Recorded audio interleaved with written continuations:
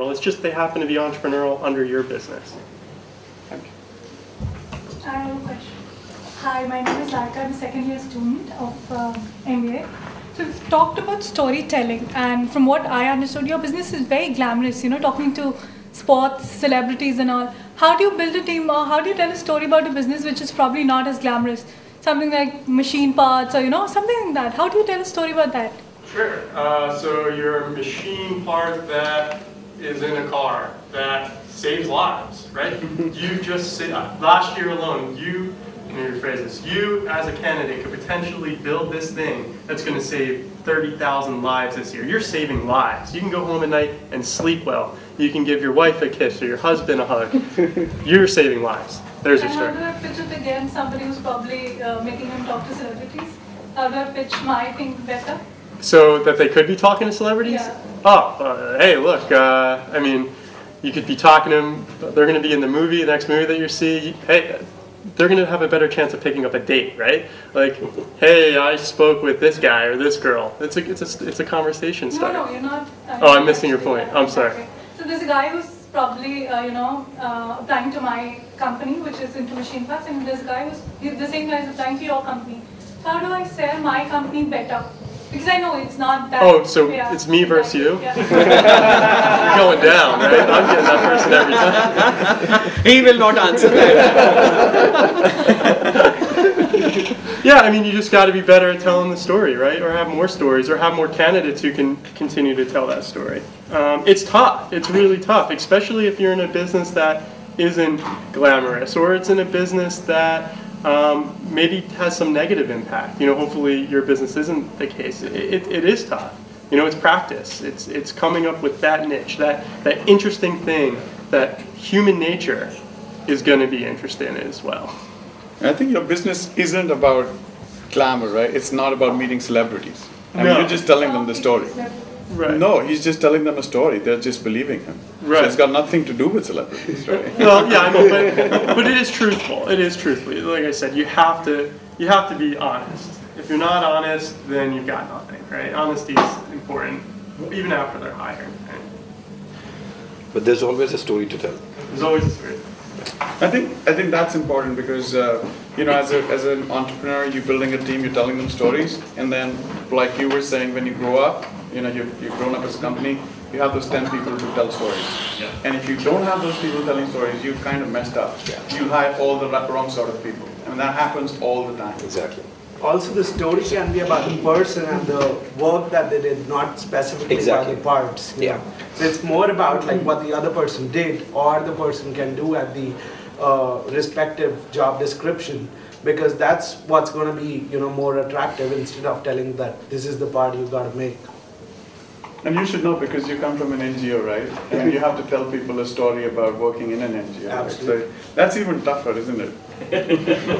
Myself, Mahesh Yadav, I'm an entrepreneur. So my question is to Sean, for a product kind of startup, how much time do the co-founders, or if there are two co-founders, they are looking for the third person, how much time do they need to spend telling stories or understand the person before making him to join? How much time? Yeah, so hopefully the storytelling is going to decrease the amount of time that you're spending looking for candidates.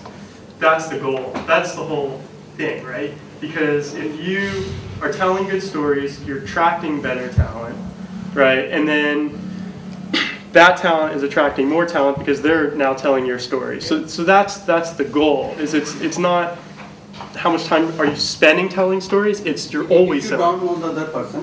Sure. So if we know the other person, then it's obvious that we know all his nature and all kind of things. So whether we will gel or together, because it's going to be a small team. Mm-hmm. To a person who is not known to you, so how to go there? Oh, well, that comes down to the type of hiring practices, and you can get interesting. So this is what I did, and maybe this isn't exactly your answer, but they look for. But so we need to hire this tech support person, right? My mom is 65 years old. She's this tall. Okay, and she has no technical ability at all. Her first computer was one I gave her a couple years ago. What we did to find out if this person was a good tech support person is we got him in the interview, we put him in a conference room, we put the speaker on, we handed him a computer, we dialed up, and who was on the other line? My mom. And we made him walk my mom through how to find a restaurant for me to take her out in. And she gave him all kinds of requests. Like, I want to eat, I want my son to take me dancing. I want him to spend all kinds of money. I still owe her for this interview. But it worked out really well because you got to see the person in their real environment, right? If you're hiring developers, one thing that we found works well is make them write code. If you're hiring designers, make them design. You can ask all these questions, right? But everybody's really good at answering questions, right? They've practiced. You can read a book on how to do this, or your resume. Resumes don't mean anything. Like, it's just a piece of paper with a bunch of whatever on it, right? I mean, you can just make up anything. You need to see the person in the actual role. So hopefully there's this back and forth dialogue going, and that we found effective. Hopefully that answers your question. So there's a person there. Yeah, very good evening. I'm Sanjeev Jaggi. After working for 14 years in the corporate sector, I started one company. I was handling property management for the companies. So I'm into the same business now with a very innovative concepts which I yet to introduce in India. I'm doing it my own. So I'm one-man team, right? It's a proprietorship. My question over here is with three of you. We have been discussing the team, which is basically on our roles. But my question over here, which you have introduced just now, that I'm in the business of property, realty. I don't require people on my roles, but I require people in different locations, anywhere in India, different cities. They are not on my roles. But what are the requirements? What are the prerequisites to develop a team at that level? And what are the motivation factors for that? How can I motivate them? What sort of incentives I can tell them that we will be sharing with them to develop a team up to that level? So you're Wherein they are not on my roles. So you're saying teams, they are not employees? Yeah. Right. And I'm having a second question after this. I would like to So the continue. first question, and then we go to the others, come back to you. Right, thank you. You want to go first? No, I mean, I have no experience in I'll share with you.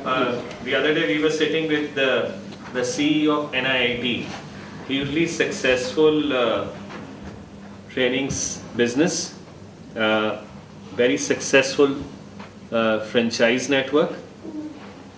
And somebody asked this question exactly. They've been doing it all by themselves for 17 years, and they realize now they need partners all across India. So I still remember his answer, and it will remain with me. He says, after the first 5 centers totally owned by us, we realized the need for a franchise network or a partner network. And he says the first guiding principle we had was that our first 20 partners should make more money than us. That's the only way they will be your brand ambassadors, and they'll stick with you for life. And his first partner outside Delhi was sitting with him and is still with him. And that was Mr. Pratap Agarwal, who owns the first NIIT center outside Delhi. So I hope that answers your question. Right, thank you. There's someone there? Yeah, go ahead. My name is Dipinder Malhotra. I am a managing partner of a corporate law firm. My question is for the entire panel. How important is it to go beyond salaries and share your profits with your employees as you grow bigger, to build a successful team and retain a successful team? I'm not talking only in terms of just sharing your equity, but a bit of a profit margin, not having equity partners, but ESOPs or other stuff. Sure. So that's really interesting. So as a startup, it takes a couple years to get profitable. So I would not recommend sharing it because the people are running out the door, right? We haven't yet started sharing that profit. We don't have to, as a private company, disclose that. We are sharing in the profit. So we have incentives at the end of the year that we give back to the employees. So maybe they can sort of extrapolate out to sort of figure out what we make as a company. And this is new to us. We've never done this before. So maybe next time I sit here, I can give you a better answer.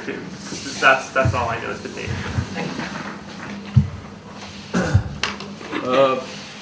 We started giving shares, offering shares to our employees at a concessional rate. Let's say for about past 6 years.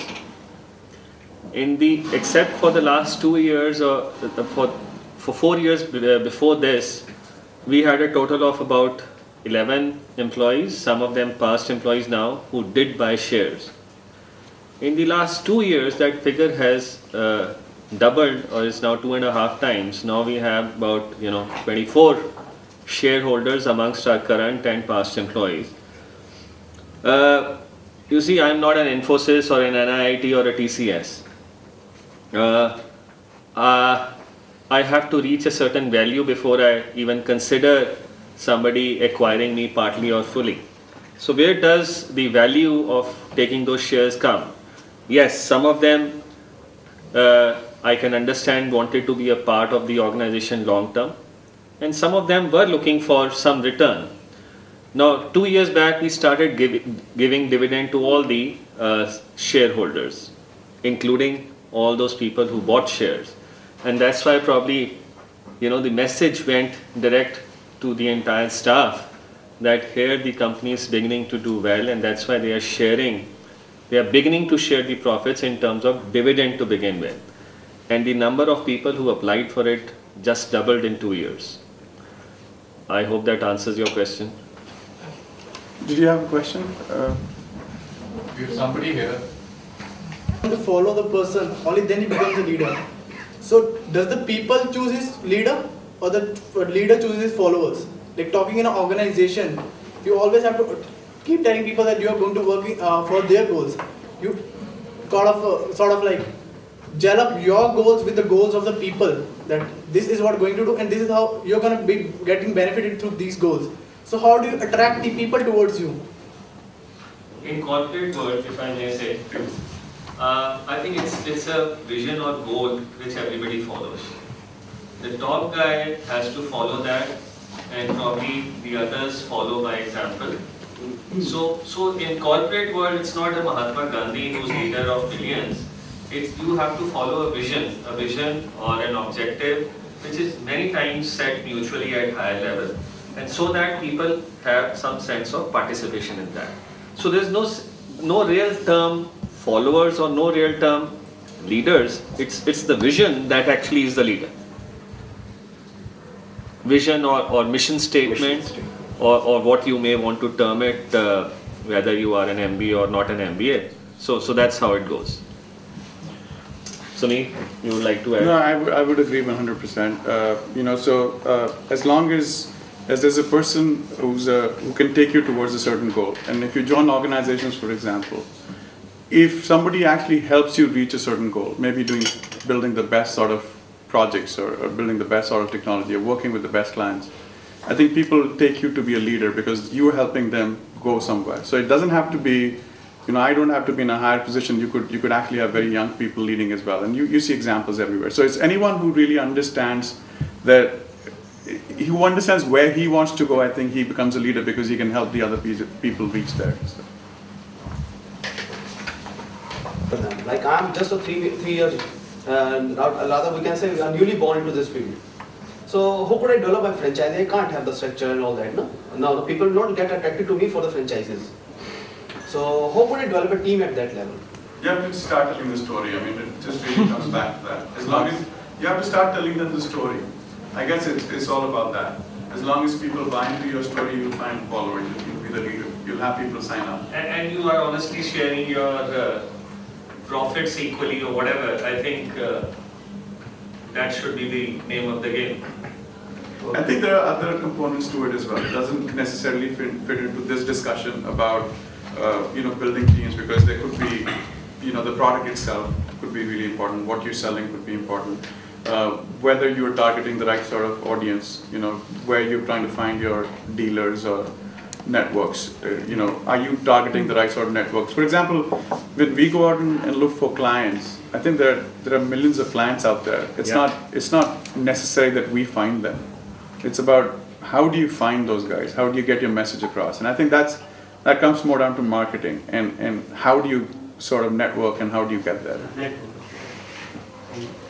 So networking is just one thing. It's about, that's where you start telling your story, I guess. If I may add something very recent and personal. We've been working with a client for 3 years. The project manager quit and joined another company. So I was in Italy a few weeks back, and he definitely wanted to meet me personally. So I kept the weekend for him. And it turned out that since he had visited us and he had interacted with us and our team for 3 years, he said that shall we work towards a model in which I can represent your company in certain areas of Europe. I didn't show my excitement, but I literally jumped. He's right, millions of clients, you can't be everywhere. And what better than someone very capable he is technically and sales wise to take care of 2 territories. So I said, yeah. So I let him choose the differentiation or how the gradation would take place as to rates and sharing of profits and everything. I mean, he's preparing the business plan to launch by 1st of Jan. So So Sean, maybe you could jump in here and how did you get your first customer? Maybe that'll answer his question. Yeah, very important. Yeah. So the way we got our first customer is just simply picking up the phone and making some phone calls and hoping that someone was willing to take a risk on us. And once they did, once we knew that someone was going to be willing to do that, we knew that we were going to do everything to make that person happy. Same thing as hiring new talent, right? That first customer, they're going to be the banner carrier to tell the next customer. Most of our growth is organic. It's treating everyone really well so that they tell other people. It's much cheaper that way to make sales. Much cheaper. So I mean, that's an idea, right? You could pick up the phone, start telling them the story, and maybe there are people who buy in, right? And make sure they earn more money than you do, if you can manage Maximum that. mass contact program over there. I don't know, you figure that out. I got it. Excellent. It's a personal experience of mine, so I wanted if you can, anyone can answer about it. There was a product which we are working on, it's still going on, and next month we are launching that. But what happened, 1.5 months back, one of the guy who was the very, you can say, it's not the guy who is doing the miracle, but he is a kind of a confidence pillar for all the team members. For example, you can consider Sachin Tendulkar of Indian team, whether he's performing or not, but people are thinking, okay, he's there. So what happened if that guy has to go out of the team for some personal reason which he cannot ignore? Then what? Like, how do we handle that thing? Because team morale is there, and we know that we are on the verge of launching a product, and at the same time you have to keep the balance. And like even before that we were knowing that he's not doing miracle, but he is a confidence pillar of the team. Like we have to take care of him because he's kind of confident, like at least supporting the team that okay, yeah, we can go ahead with this product and this is going to be do a very good job. So how large is your team currently? Totally we are 11. So why can't you replace him? Yeah, we can see. Why can't you personally replace that person? Yeah, that's what I did in 1.5 month. I did that, but I'm saying that it's a kind of a direct negative slope which comes in the product development. Yeah, after 10-15 days, again all the team members, they have a good morale. We spent all the weekend outside. We had a good dinner with all the guys, and we did a kind of a time spending with all the team members. We talked to each other, and we had a good rapport. And then we again started from working on the coming Monday. But sometimes if the team is bigger, then what? We can face the same issue after 2 years or after 3 years. Commission has to be bigger than the person. I mean, I would say that. And like in Sean's team, if the CEO left, he was still there to fill the gap. So the guy who's telling stories, there are multiple people telling the stories, so there's no single person there. And I think that tends to happen as an entrepreneur. You're doing so many things. I don't know if that happened with you, but you kind of are a little disengaged with your team, and that's where you start counting on people, and then you don't know what to do. Maybe that was the case with you as well. I think it's important for you to kind of integrate with the team, and I'm pretty sure you won't be missing that person unless he had some technical skills that you didn't. And that's just to add to Harshvi's point also earlier, 139 principle is what you have to remember. So for every person there has to be a backup as well. But if you can afford it. If you can afford it. You are your own backup, but yeah. I think with time you will have to. If the team is, if the size is 11 already, then certainly the backup can be created within that. Sure. Sean, can you answer that question? Yeah, no, I agree with everything that was said, and it's also the understanding that these things are going to happen, right? I mean, it's not the end of the world. You just got to be agile.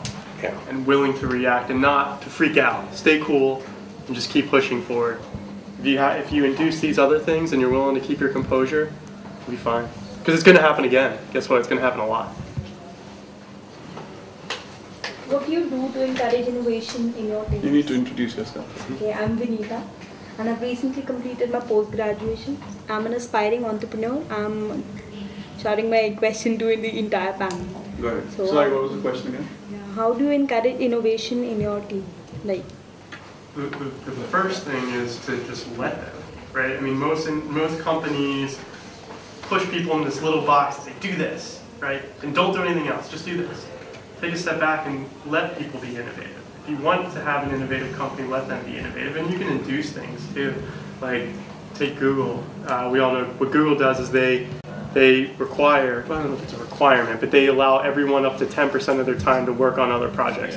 And that's how Gmail came about. That's how Google Maps came about. So if you have that, and again, if you have that ability to allow for 10%, then that's one model that would work.